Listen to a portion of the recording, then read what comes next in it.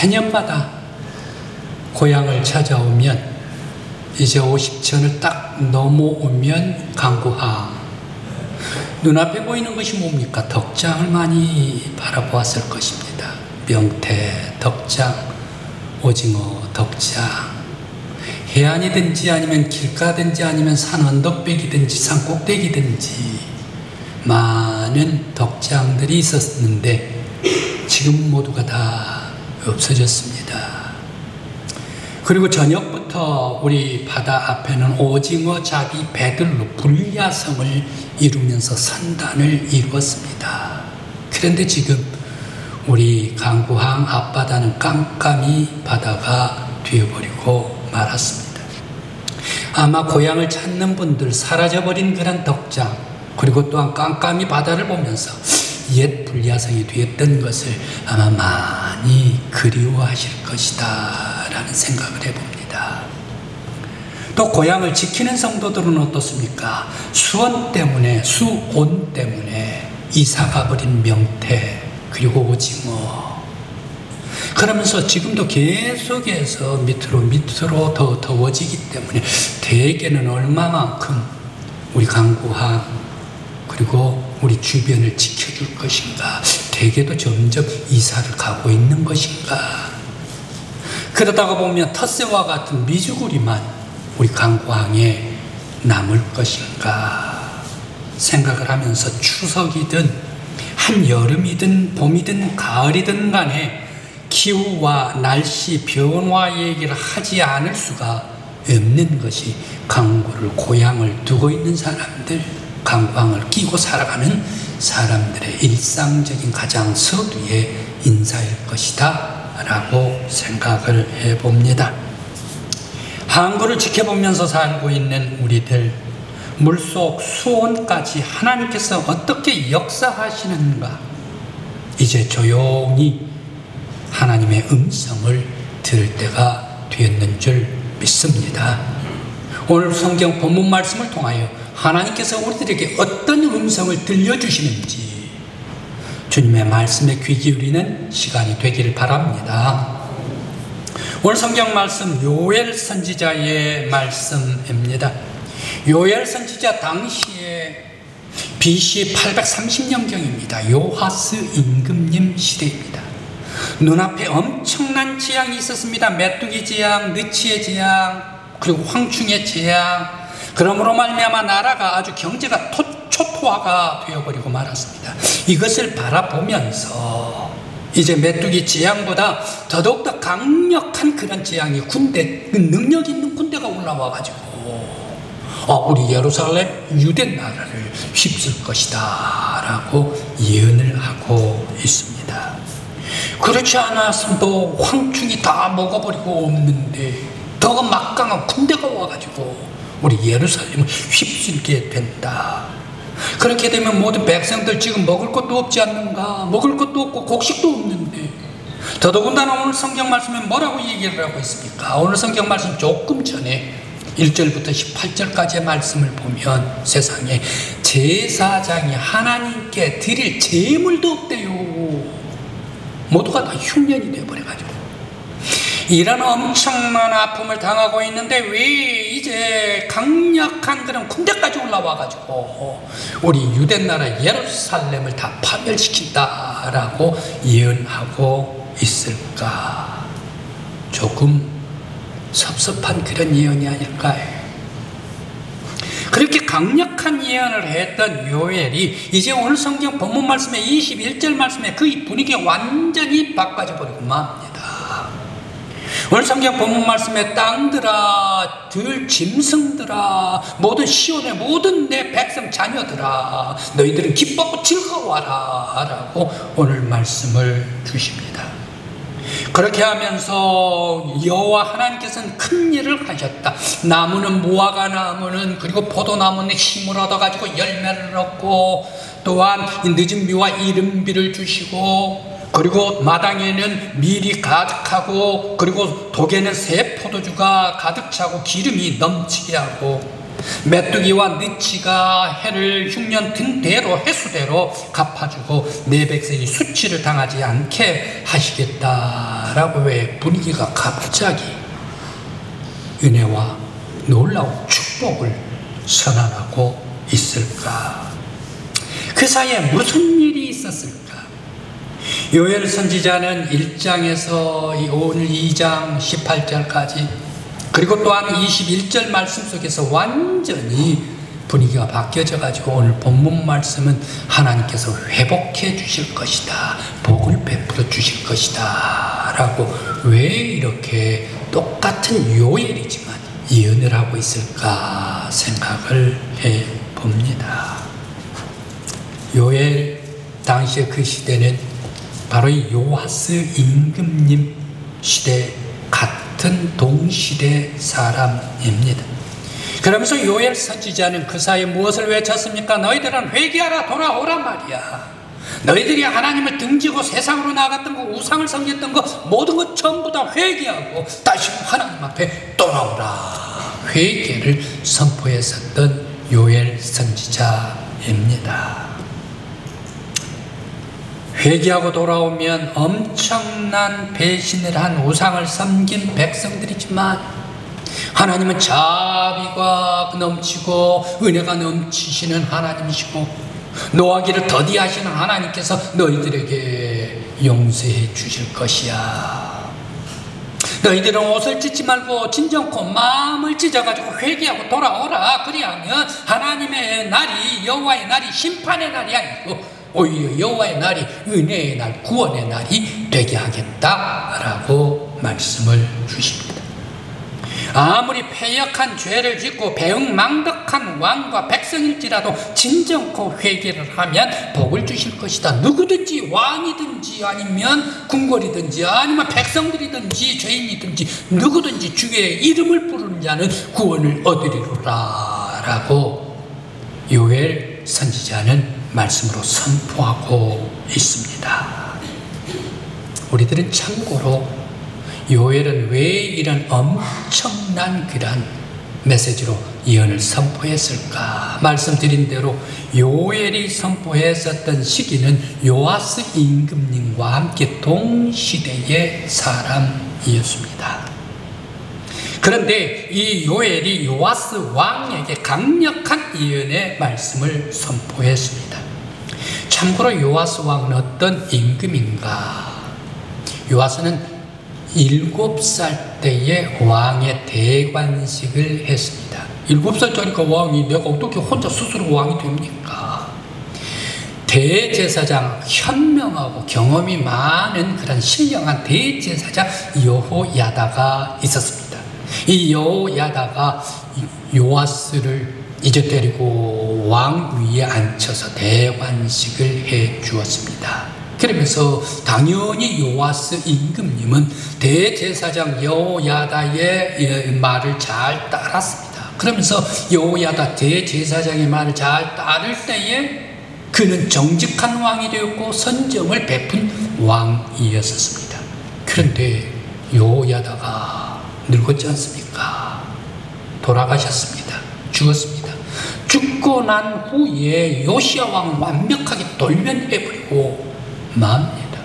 그렇게 될 때에 이 요시야 왕은 주변에 바알신을 가지고 들어옵니다. 아세라 목상을 궁궐로 가지고 들어옵니다. 그러면서 우상을 섬기게 됩니다. 그때에 주변에 있는 모든 사람들은 왕이시여 우상을 섬기면 안 됩니다. 안 됩니다. 절대 버려야 합니다. 하나님을 가까이 해야 합니다. 라고 얘기를 했습니다. 막무가내 듣지를 않습니다. 그렇게 되니까 선지자들이 이 얘기를 합니다. 예언자들이 얘기를 하면서 절대 우상을 섬기지 마십시오. 바알을 버리십시오. 아세라는 버리십시오. 라고 하나님께 돌아오십시오. 라고 얘기를 해도 선지자의 예언을 무시해버리고 맙니다. 그때에 아무렇게 해도 얘기를 경고를 해도 듣지를 않으니까 대제사장 바로 이 스가랴에게 얘기를 합니다. 예언자들도 찾아가서 얘기를 합니다. 신복들도 찾아가서 얘기를 합니다. 왕이 우상을 섬기고 듣지를 않습니다. 경고를 무시를 합니다. 그러니까 유일하게 대제사장 당신만이 가서, 스가랴 당신만이 가서 왕에게 얘기를 할 수밖에 없습니다. 가서 돌아오라 라고 얘기해 주소서 라고 부탁을 합니다. 대제사장 스가랴가 왕을 찾아가서 왕에게 공고를 합니다. 우상 섬기지 말고 하나님께 돌아오십시오. 회개하고 하나님께 돌아오십시오 라고 얘기를 했습니다. 그 얘기를 들을 때에 요시야 임금님이 아니 내가 왕인데 대제사장이라고 나한테 번거를 해? 나를 가르쳐? 라고 하면서 신복에게 얘기를 합니다. 돌로 치란 말이야. 그때 돌을 칠 때에 바로 왕 앞에서 돌을 맞고 죽어버린 사람이 스가랴 대제사장이었다라는 말씀입니다. 그러면서 스가랴는 하나님께서 이 광경을 감찰하옵소서라고 하면서 순교당하지 않습니까? 순교당하면서 죽었던 이 스가랴가 누구입니까? 대제사장입니다.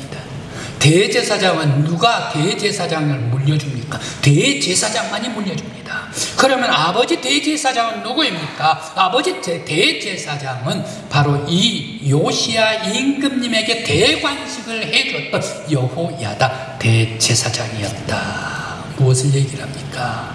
요시야 왕이 배은망덕했다라는 얘기입니다. 아버지가 왕을 대관식을 해줬는데 그 아버지 대제사장 여호야다의 은덕을 다 잊어버리고 그 아들 스가랴 대제사장을 돌로 쳐버린 사람이 요시야 왕이었다. 배은망덕한 죄의 최첨단을 달리고 있는 죄의 절정의 요시야 임금이었습니다. 하나님께서는 이것을 가만두지를 않습니다. 갑작스럽게 아람의 군대, 게릴라 군대가 와가지고 신복들, 요시야 왕의 신복들을 모두가 다 많은 사람들 죽여버리고 맙니다. 이제 이 아람 군대와 싸우다가 요아스 임금은 다시 살아서 자기 침상으로 돌아와 누워 있었습니다. 바로 그때 신복 들어와가지고 칼로 요아스 임금님을 살해해버리고 말았습니다. 하나님께서는 회개하라 촉구할 때에 선지자의 경고를 무시해버렸던 요아스 임금, 그리고 그렇게 은혜를 받았는데 배은망덕해버리는 요아스 임금 가만두지를 아니하고 신복을 시켜서 처해버리고 심판해버리고 말았더라. 회개하지 않는 사람 심판합니다. 그런데 회개하고 돌아오는 사람들은 놀라운 은혜를 하나님께서 예비해 주시고 회개하고 돌아온 사람들은 용서해 주시는 하나님이십니다. 성경 말씀을 읽어볼 때 저는 수없이 많은 이 성경 말씀이 기록되었는데 회개하라 라고 성경 말씀에 기록되어 있습니다.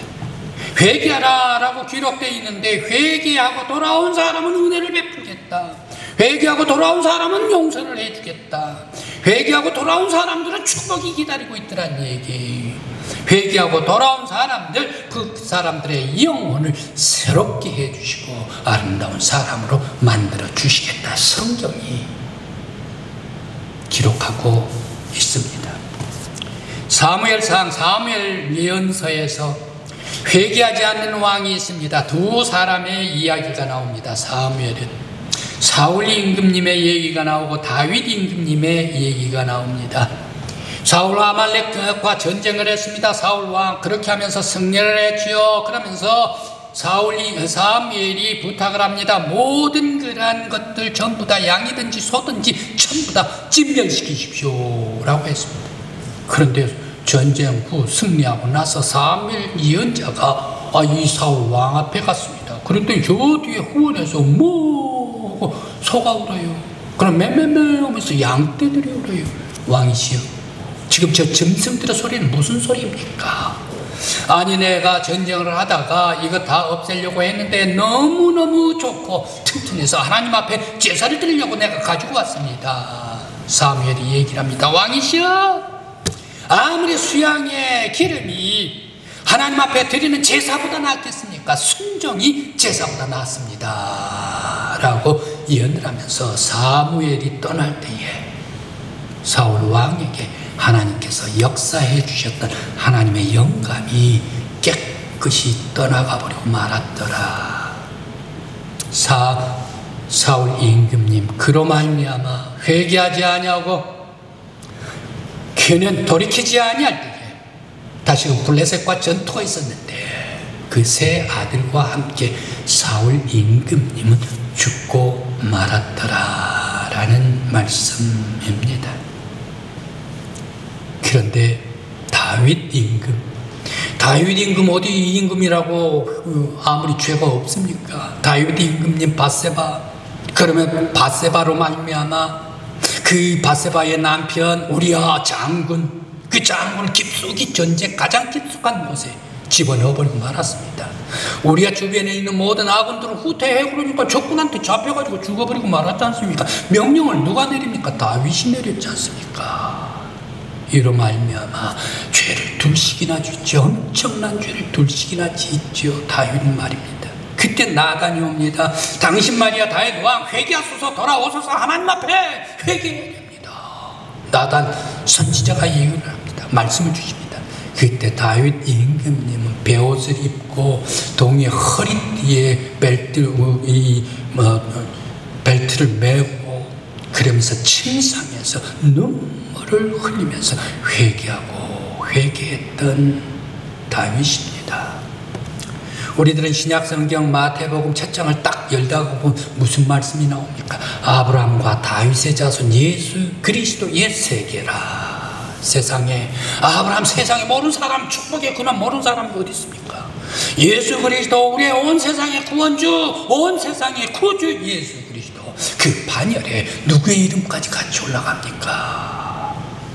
죄 많았던 다윗의 이름까지 올라가더라. 왜 그랬을까요? 회개하는 사람에게 은혜를 베풀어 주시고, 회개하는 사람에게 용서해 주시고, 회개하는 사람의 축복이 기다리더라 라는 말씀입니다. 오늘 성도 여러분, 우리 강국교회에 찾아온 모든 성도 여러분, 바로 여러분들도 축복의 사람들이 되시길 간절히 기원합니다. 회개할 때 하나님께서 분명히 용서해 주시고 은혜를 베풀어 주시고 축복을 예비해 주시는 줄 믿습니다. 올 한 해 강구항에서 가만 바라보면 그 어떤 때보다 깊고 복합적인 시간들이 우리 강구항을 스쳐 지나가지 않았나. 3월 25일 영덕 산불이 발생했습니다. 그때에 많은 그런 피난민들이 우리 교회에 물밀듯이 찾아오고 우리 교회 좁은 도로 앞에서는 깜빡하면서 계속 남쪽으로 포항으로 가는 차들이 줄을 섰습니다. 저는 그러면서 이 마스크도 끼지도 않고 피난민들을 영접할 때에 한 안수 집사님께서 목사님 지금 이 공기가 좋지가 않습니다. 목사님 마스크 끼고 오십시오. 그때서 이렇게 바라봤더니 아주 불티가 거맣게 날아다니 그때서 마스크를 할 정도였습니다. 그러면서 바로 이 피난민을 맞이하면서 기도를 했습니다. 또 그로 인해서 봄에 그리고 여름에 강구항에 물고기가 잡히질 않아 고갈해버려서 불경기가 계속됐습니다. 불경기가 계속되는데 어떻게 이렇게 어부들 마음이 타들어갈 때에 이 참다렁어 1,400마리가 3사에서 어장에 들어오게 되었습니다. 그래 어장에 들어온 이 참다렁어 1,400마리 웬걸 나가서 팔면 되겠다 싶어가지고 나가서 파는데 웬걸 쿼터제에 걸리고 말았습니다. 그 좋은 이 참다렁어 시판해보지도 못하고 먹어보지도 사람이 먹어보지도 못하고 그대로 폐기 처분해야 된답니다. 눈앞에 풍요를 보고도 누리지 못한 우리 강구항의 아픔이 있었습니다. 뜨거운 여름을 겨우 지나 동북풍, 북동풍, 오츠크의 바람이 불어올 때 그나마 물고기가 조금 들어와서 추석이 되었습니다. 하나님은 고난을 통해 우리가 더욱더 주님께 의지하고 하나님께서는 이 역경을 통하여서 우리를 더욱더 단단한 믿음의 사람들로 만들어가고 계시는 줄 믿습니다. 하나님의 살아계심을 더욱 분명히 깨닫게 하는 우리 영덕의 영적인 사건들이었습니다. 기후온난화, 수온의 상승, 이러한 것들은 우리들이 막을 수도 없고 조절할 수도 없습니다. 그런데 지금까지는 우리들은 내가 잘했다, 능력을 주셔서 그 수완이 좋아가지고 어획고를 올렸다라고 우리들은 교만했지 아닌가. 이제 와서 보면 하늘과 땅과 바다와 물속까지도 주권적으로 다스리는 하나님의 섭리였다라는 것을 우리들은 깨닫게 됩니다. 우리는 하나님 앞에서 교만했던 것을 회개하고 겸손히 하나님께 의지하는 우리 성도들이 되어야 할 줄 믿습니다. 하나님이 아니면 우리가 살 수가 없다. 예수 그리스도가 아니면 우리가 호흡을 할 수가 없다. 하나님께서 우리를 도와주시지 아니하면 우리들이 지탱할 수가 없다. 모든 것은 다 하나님께로부터 왔습니다. 겸손히 하나님만 의지하는 우리 성도들 되시길 간절히 기원합니다. 프랑스의 알퐁스 도데, 노인과 소녀입니다. 한 마을의 시골에 노인이 살고 있었습니다. 그 노인은 아주 노랭이, 냉소적이고 무뚝뚝하고, 그리고 또 살면 많은 사람들에게 인상을 찌푸리면서 살아가고, 그래서 많은 사람들을 경멸했었던, 그리고 불평만 했었던 그런 노인입니다. 유일한 낙이 있다네요. 마을 사람들이 아주 힘들어하고 불행해가는 것을 보면서 웃고 기쁨으로 삼는 것이 낙이었답니다. 그러니 마을 사람들이 그 노인을 좋아할 수가 없지 않습니까? 그 노인도 마을 사람 가까이 가려고 하지를 않았었던 노인이었습니다. 그러던 어느 날 겨울에 우연히 어린 고아 소녀를 만났습니다. 그런데 추위와 배고픔에 떨어 얼어 죽어가고 있는 그러한 소녀였습니다. 외면했습니다. 처음에는 외면했습니다. 그런데 소녀의 맑은 그리고 슬픈 눈빛을 보면서 구두쇠 노랭이, 바로 이 노인이지만 자기 얼어붙은 심장을 녹이는 듯 했습니다. 그래 난생 처음으로 다른 사람에게 깊이 아픔을 느낀 그러한 시간이었습니다. 소녀를 자기 집에 데리고 왔습니다.